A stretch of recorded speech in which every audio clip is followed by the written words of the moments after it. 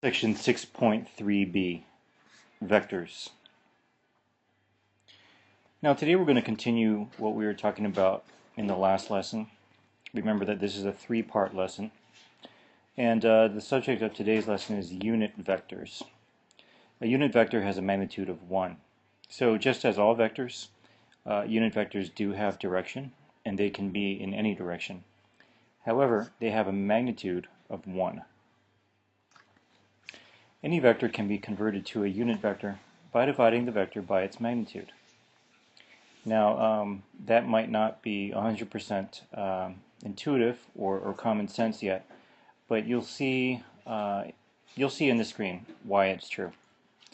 For example, if vector v equals -2, 5 in component form, which means a horizontal component of -2 and a vertical component of 5, then the corresponding unit vector of v is given by u equals vector v divided by magnitude of v. Okay, so the best way to illustrate this is with a diagram. This is vector v, and we can see that this diagonal vector v has a horizontal component of -2 and a vertical component of 5. You can read that right off of the graph. Notice how this diagonal line has a height of 5 units. We see the height there. And it has a length, if you want to call it that, of -2. If you're starting at the origin and you go -2 units this way, you end up right here where the mouse arrow is. And then if you go up from that point where the mouse arrow is, you go up 5 units from there, you end up at the head of vector v. So you can see that vector v has direction, and it also has magnitude. But vector u is going to be in exactly the same direction as v. And you can see vector u in red here on the diagram. Vector u is in exactly the same direction as v, however, it has a magnitude of only 1. Alright, now anytime you divide something by itself, you get 1. So let's say that you wanted to find a unit vector for a velocity of 10 miles per hour east. That's a direction, straight east. It's also magnitude, 10 miles per hour. Well, the unit vector would be 10 divided by 10, or 10 miles per hour east divided by 10. And all you get is 1 mile per hour east. Alright, so all a unit vector is, it's just a vector that has direction, but with a magnitude of 1. So if we are trying to find the unit vector for v, which is -2, 5 in component form, we simply write the vector, and then we divide it by the magnitude of the vector. Now, you might look at this and think to yourself, well, we haven't learned how to do division of vectors, but it's actually simpler than that. All this is an example of scalar multiplication. And this is what I mean. You know, dividing something by another number is the same as multiplying by 1 over that number. So just take a moment to look at these two expressions here. We've got the top expression, u equals -2, 5 over square root -2 squared plus 5 squared. And then the bottom expression is 1 over root 29 times the vector -2, 5. So we can think of this as simple scalar multiplication. And what I'm circling in red right now, this would be the scalar. This would be the scalar. It doesn't matter whether it's a fraction or a negative number or a huge number. It's still just a number, and therefore it's a scalar. So we are simply doing scalar multiplication on vector v. And we're doing this because we want to scale down. Remember that scalar multiplication scales down or scales up. And so going back to this vector v here in black, we can see that the red vector u is simply a scaled down version of vector v. And it's scaled down to a magnitude of 1. So that's all we're doing with this expression that I first gave you of u equals vector v divided by magnitude v. All right, continuing on now with the calculation, we've got 1 over root 29 times negative 2, 5. Remember that it's just scalar multiplication, and so you multiply the horizontal component by the scalar, and you multiply the vertical component by the scalar. And this is what you end up with. Negative 2 over root 29, comma, 5 over root 29. And remember, if we want to go by the book, so to speak, it's always better not to have radicals in the denominator. You know that I allow you to express answers with radicals in the denominator because I really don't have a problem with it. But some books do, and so it's good to get in the habit of, always getting that radical out of the denominator. It's still the equivalent expression, negative 2 root 29 over 29, comma, 5 root 29 over 29. Now, if you want to do a little quick experiment just to help yourself learn, you could calculate negative 2 root 29 divided by 29 on your calculator, and you'll get something like negative 0.35 around there. And if you do 5 root 29 over 29, you'll get something like 0.9. And you can see, actually, if you look at this red vector u, that sure enough, remember that each tick mark on this grid is worth 0.5 units. Sure enough, this would correspond to an x-axis distance of negative 0.35, thereabouts, and a y-axis distance of positive 0.9 something. So we can verify graphically that the formula is true. And also we can verify graphically that just looking at this length, the magnitude of u is 1. And to give you an idea of that, remember that 2 tick marks on this grid equal 1 unit. And we can see that this red vector u is the same length as 2 tick marks. Alright, so that's a brief introduction to unit vectors. At this point you might be wondering, well, why do we need unit vectors? And that's going to be the subject of the next screen. Alright, so that brings us to something called standard unit vectors. So if a unit vector is any vector that has direction and a magnitude of 1, well, standard unit vectors are purely horizontal or purely vertical unit vectors. And so the standard unit vector I has a horizontal component of 1 and a vertical component of 0. It's a purely horizontal unit vector. And the standard unit vector of j has a horizontal component of 0 and a vertical component of 1. It's a purely vertical unit vector. Alright, so that means with any vector in component form, such as this vector v, with horizontal component negative 2, vertical component 5, we can express it without those little TIE fighter wings, which do get kind of annoying. We can express it just as negative 2i plus 5j.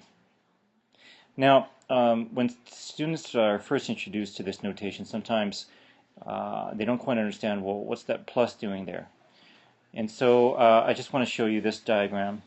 I'm going to show you the diagram in just a second, but before we do, we can call this standard unit vector SUV notation.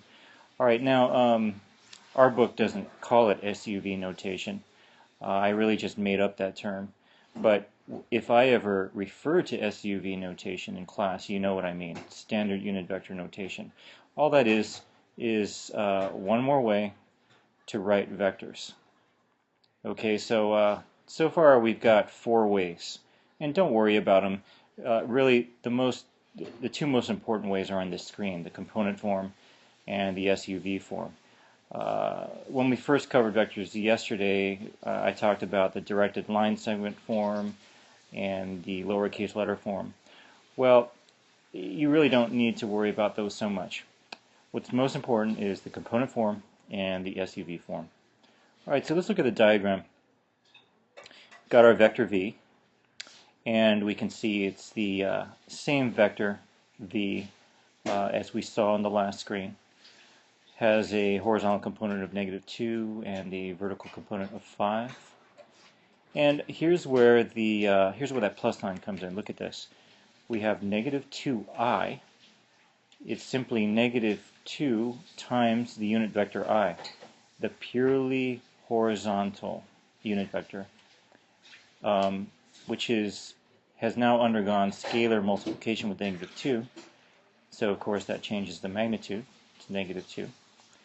And then we have 5j, which is the scalar 5 times the purely vertical unit vector j. And graphically we can see that -2i plus 5j brings us right to the head of v. Okay, I'll say that again. I'm starting at the origin. I go west, or I go left horizontally, -2i, and then I go up 5j, and notice that the blue vector plus the red vector, when we are minding our heads and tails and putting the tail of one on the head of the other, we'll notice that the head of what we added ends up with the head of vector v. And so this is just a graphical way of saying that -2i plus 5j equals vector v. If the vector w has initial point 2, -5, and terminal point -1, 3, find 3w minus 4v and write it in SUV notation. Alright, so this is going to be a chance for you to practice. This v, by the way, that I'm talking about in the 3w minus 4v, it's just the same v that's on the screen, the -2, 5v. And the w, of course, you can just get by subtraction. If you have your initial point and your terminal point, you know that you get the components by doing a terminal minus initial. Alright, so pause the video. You can consult your notes from yesterday if you need to. Try to find out what 3w minus 4v is in SUV notation. And then you can resume when you have an answer. Alright, so vector w equals -3, 8. And we get that because we do terminal point minus initial point. So our terminal point's horizontal component is -1. And we do -1 minus 2, that gives us -3. Our terminal point's vertical component is 3. Our initial point's vertical component is -5. 3 minus -5 is the same as 3 plus 5, and that's 8. And therefore vector w equals -3, 8. Now 3w is just a scalar multiple of w, and so we get -9, 24. 4v is the scalar multiple of v, the same v that we have at the top of the screen. So 4 times -2 is -8, 4 times 5 is 20. Alright, so now we're ready to calculate 3w minus 4v, and so we just do it one component at a time. The horizontal component of 3w, -9, minus the horizontal component of 4v, -8. We get -9 minus -8, it's -9 plus 8, which is -1. And the vertical component of 3w, 24, minus the vertical component of 4v, 20. 24 minus 20 is 4, and we end up with 3w minus 4v equals -1, 4 in component form. Now, of course, the problem has asked us to write it in SUV notation, and therefore, final step is writing that vector, -1, 4, as -i plus 4j. And -i is the same as, of course, -1i. It's just the 1 doesn't have to be written. And we have the 4 with 4j. The funny brackets or TIE fighter wings disappear, and instead we have the i's and j's. It's a more convenient way to write vectors. The direction angle theta of a vector v is the angle formed by the positive x-axis and the ray along which v lies. Okay, so now we're getting into something that is precisely why vectors are included in a chapter on trigonometry, because this is how vectors deal with trig. The direction of a vector is expressed often as an angle. Now, by convention, that angle is the angle that the vector makes with the positive x-axis. All right. Remember when we were doing bearings? Bearings, that's just based on human convention, whether they're aeronautical or geographical or nautical. Well, the same is true of direction angles. Direction angles are measured counterclockwise from the positive x-axis. Here we have an example of two direction angles. On the left we have vector v, which is in the first quadrant, and its direction angle is that red theta. And then on the right we have vector v, which is in quadrant 4, and its direction angle is the red theta. Now notice that the convention is to give the big angle rather than the small reference angle, just because it's always given in reference to the positive x-axis. Now you may remember that vectors can always be, you can always sketch a right triangle with a vector in order to better understand the horizontal and vertical components. We've already done that several times. Well, you probably have the idea already that if you have a right triangle, then you also have trig involved. And sure enough, if vector v equals x, y, that is horizontal component x and vertical component y, then tangent of theta, the direction angle, equals y over x, opposite over adjacent. And this sketch will help to visualize that.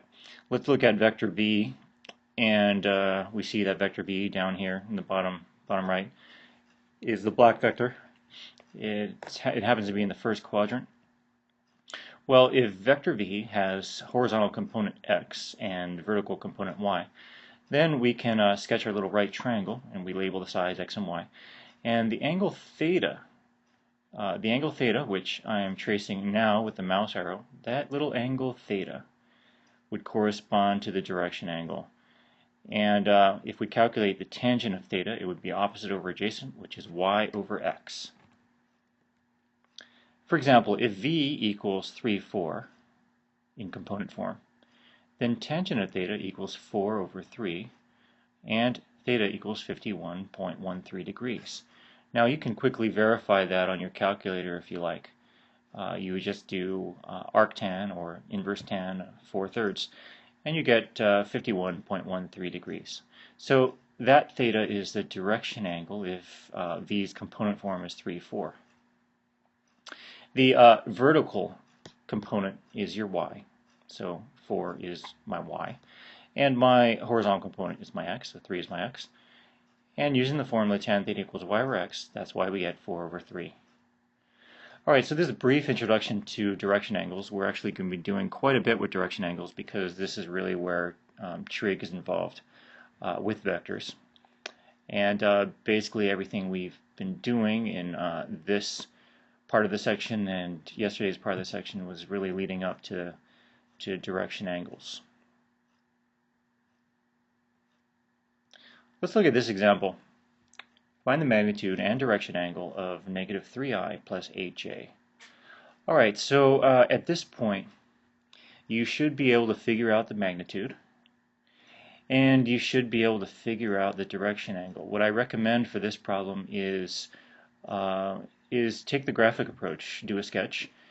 You can sketch negative 3i, purely horizontal vector, sketch 8j, purely vertical vector, and then connect them, connect 3i and HA, the heads and tails, and get your hypotenuse.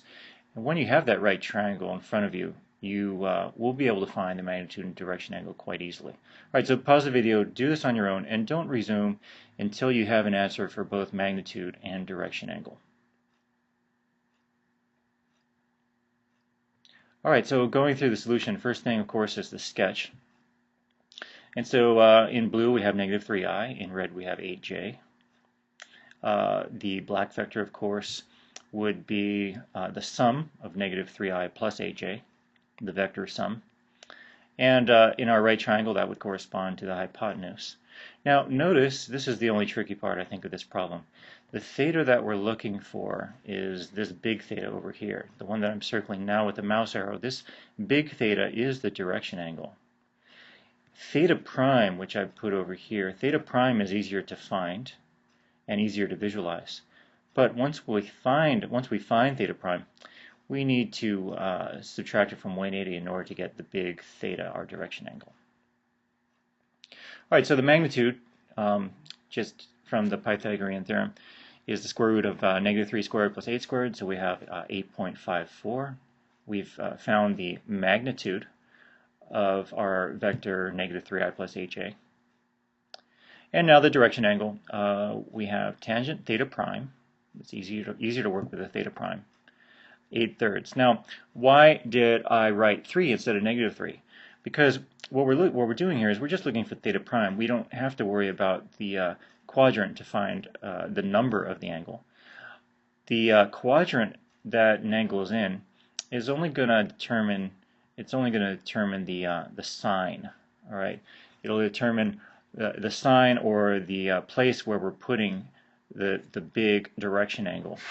All right, but when you're only just trying to find an acute angle, then you don't have to worry about positive or negative.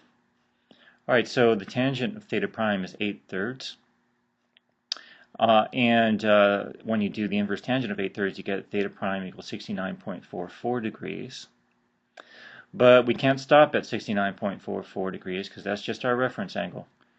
180 degrees minus 69.44 degrees equals 110.56 degrees. And therefore, my big theta, that is the direction angle that I'm looking for, is 110.56 degrees.